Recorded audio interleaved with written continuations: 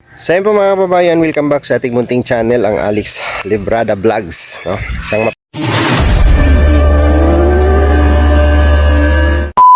pagpalang araw po sa ating lahat, no? Umaga, gabi, hapon sa ating lahat sa buong mundo.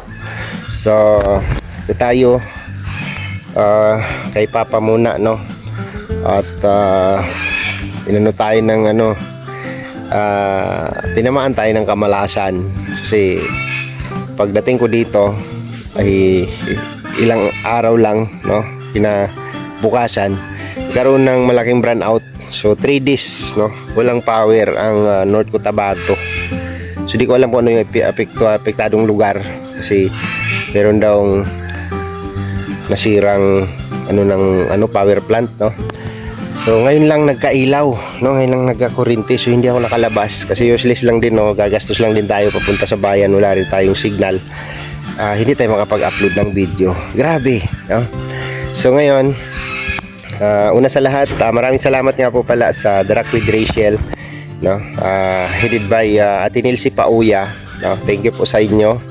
At nagbigay po sila ng pangsanipa dito sa bahay ni Papa. So ito po yung sinadya ko dito para magawa yung sanipa ni Papa. So gawa na po siya.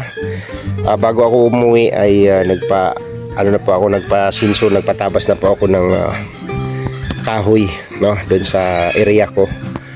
At nilagay ditong sanipa. So yung bahay kasi pag walang sanipa, walang purma, di ba?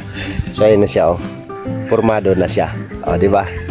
Formado na siya. Itong likod ng bahay ni Papa ay hindi ko yan pininturahan, no? Pinalitadahan ko lang yan. So maganda na siya. Tapos na ang sanipa. Nagawa na. So makikita na yung forma ng bahay kapag may sanipa. Yun, no? Yan. Matibay po yan na kahoy, no? Hardwood, no? Ang sanipa natin. Ito po sa bahay ni Papa.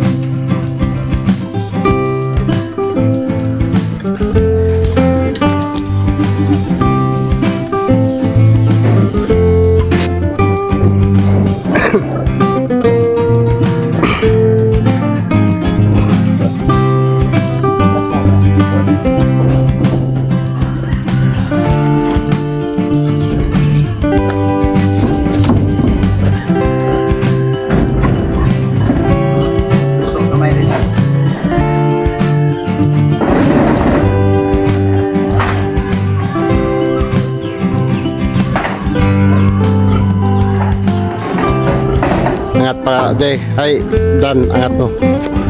Angat mo sa'yo. Tirap. Dikit pa gamay. Nan. Nan.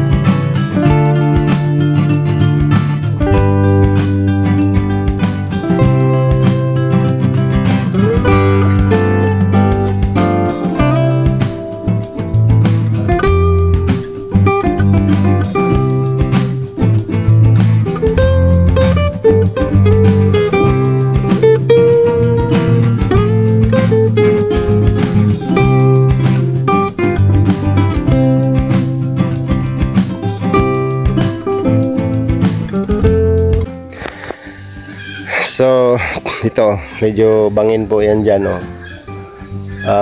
Papunta sa taas, no? Tapos dito tayo nag, sa bahay. Kasi ito yung luto ni Papa na nabili, no? Ayos na siya. Ayun na siya, oh.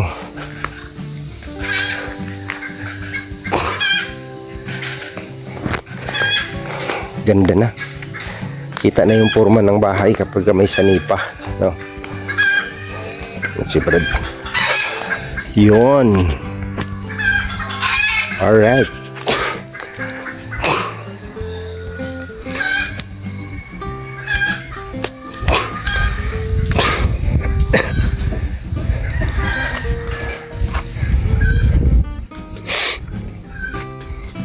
Ano iniisip mo? Ano iniisip mo? Yung buhay ko. Buhay mo. ano ba ang ano mo? Ang importante, buhay tayo, masaya tayo, no?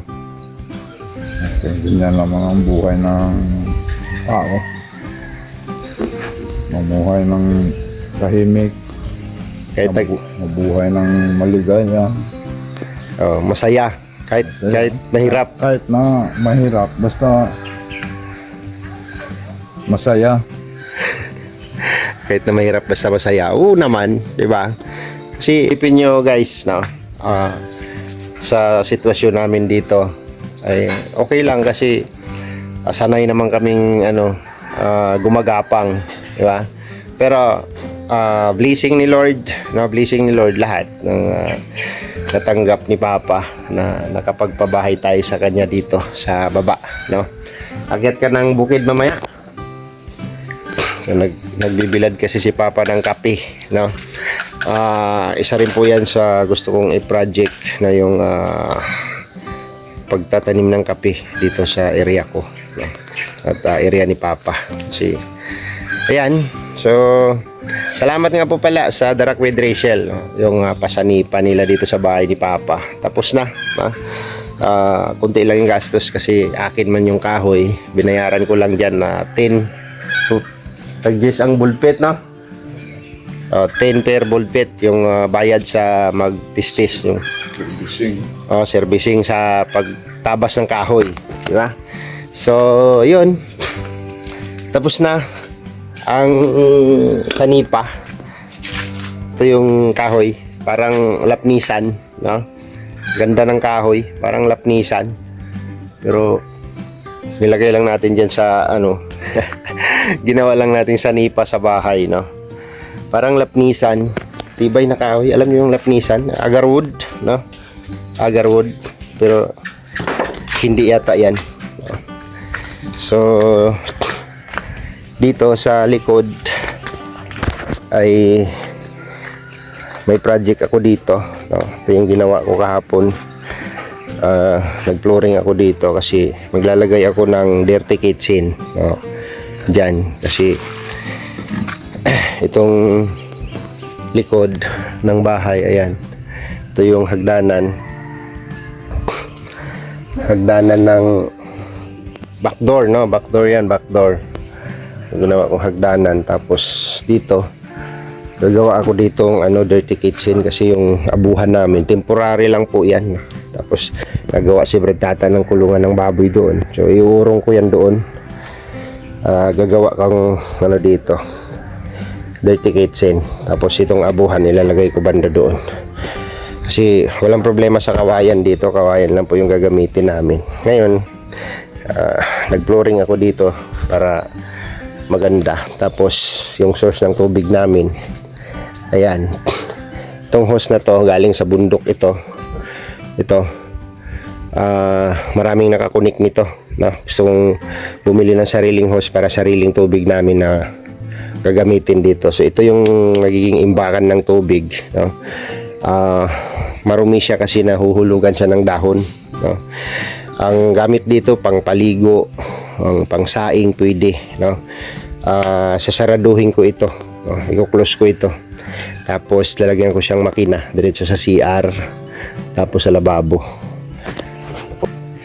Gandara, no? So ayos na. Tapos na yung mission natin dito. At bukas lalarga na tayo sa balik na tayo sa mission, no, with Dodong Roel.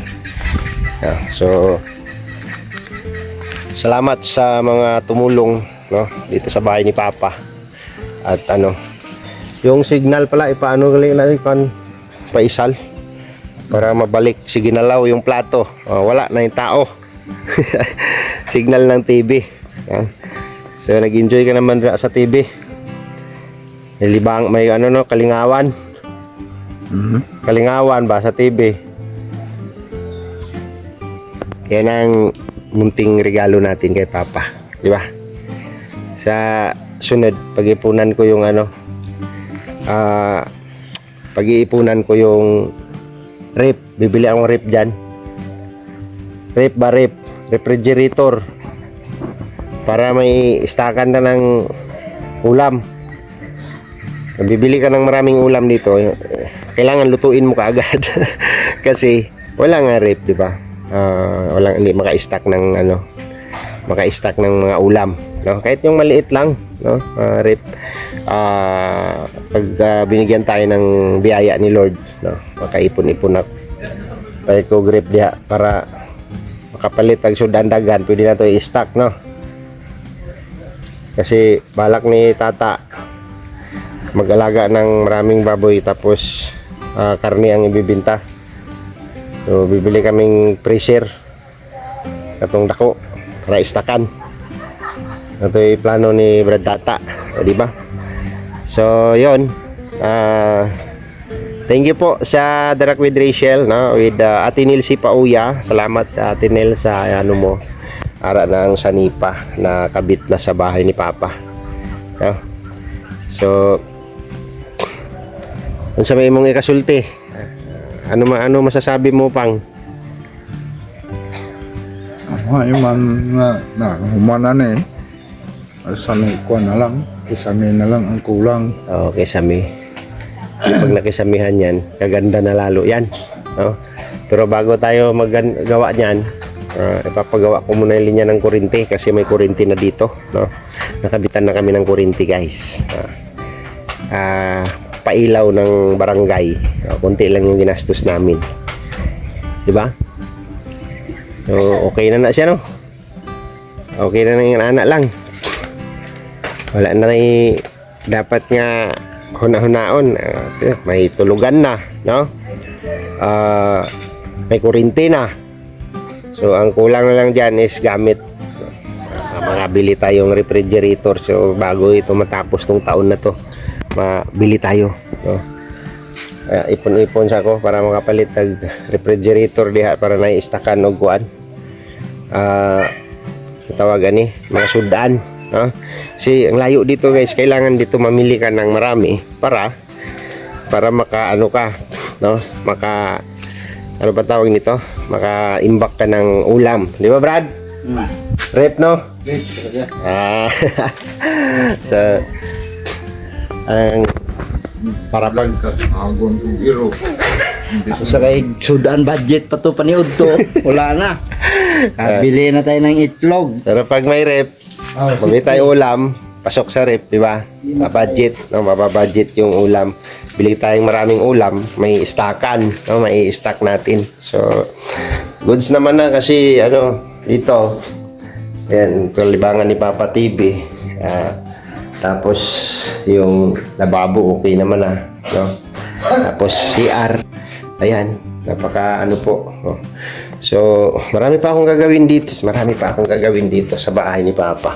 Pero, wag mo nang madaliin. Hindi ko minamadali para hinahinay lang, no? Yung linya ng kuryente muna ang ipapagawa ko dito sa sunod para maayos yung mga saksakan, no?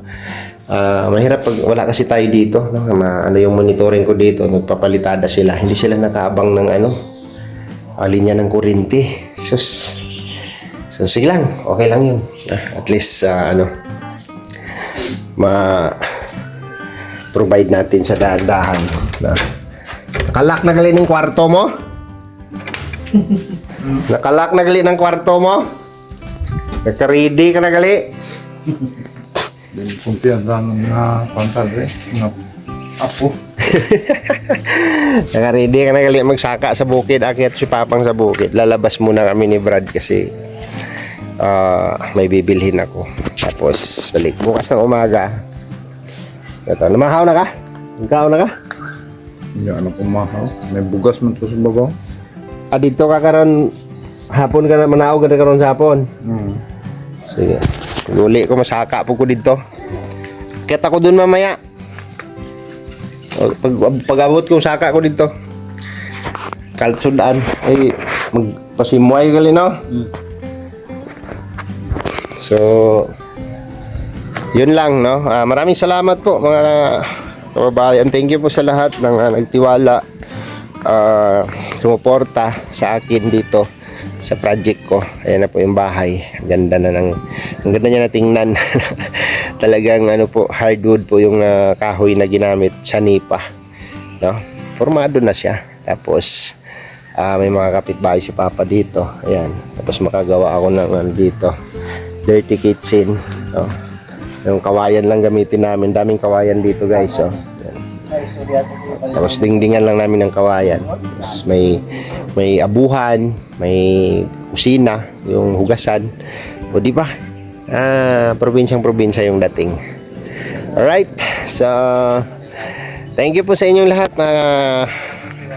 sa mga sumuporta po sa akin, sa mga sumusuporta at nagtiwala. Thank you so much and God bless po sa inyong lahat. Hanggang dito na lang muna yung vlog at kita-kits tayo next vlog mga kalangga. Bye-bye po and God bless sa ating lahat. Ingat po tayong lahat tayo. Saan man tayong sulok ng mundo naroroon. Bye-bye po. Bye-bye.